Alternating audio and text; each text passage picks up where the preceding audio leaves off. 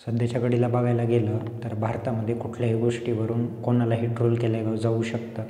त्याचं prime example म्हणजे सध्या कंगना रनौत ट्रोल होत असलेली पाहायला मिळते. कंगना रनौत तिच्या कुठल्या स्टेटमेंटवरून ट्रोल होते, तर तिने स्टेटमेंट दिलं की जर मला पैशांसाठी कुणी स्टेजवरती डान्स करायला सांगितलं किंवा कुणी पर्सनल कार्यक्रमासाठी मला पैशांसाठी इन्व्हिटेशन दिलं तर कदाचित मी जाणार नाही. आपण आपल्या काही मर्यादा जपल्या पाहिजेत वगैरे अशा गोष्टींचे स्टेटमेंट तिने दिले.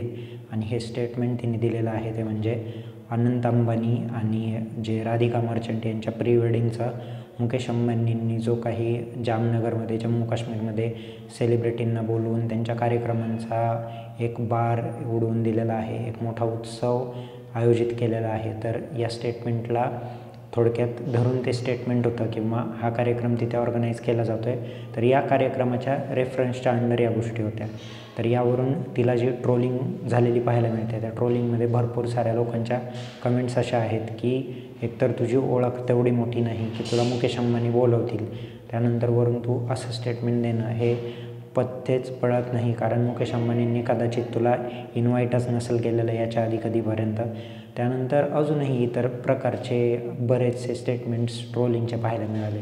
मुळात जे काही मुकेश अंबानींची कार्यक्रम आणि त्यांनी बोलवलेले सेलिब्रिटींची जी काही गोष्ट असेल तर त्या गोष्टी पूर्णपणे वेगळ्या आहेत आणि प्रत्येकाला डिफरंट ओपिनियन आहे. ज्याला जाऊ वाटलं त्याने ते इन्व्हिटेशन स्वीकारलं, ज्याला नाही जाऊ वाटलं त्यांनी ते इन्व्हिटेशन आलं असेल, त्यांना जायला जमलं नसेल, जे काही रिझन्स असतील वॉटेवर. विराट कोहली देखील गेलेला नाही आहे किंवा दिग्गज सेलिब्रिटी भरपूर आलेले आहेत, मान्य आहे. मार्क झुकरबर्गपासून बिल गेट्सपासून अगदी कोणी नाही, आपण कम्पेअरच करू शकत नाही. थोडक्यात त्यांच्या मुलाच्या प्री वेडिंगसाठी टोटल 1 ते 2,000 करोड रुपये खर्च केलेले आहेत, जे की त्यांच्या एकूण नेटवर्थच्या फक्त 1.5 ते 2% अमाऊंट आहे.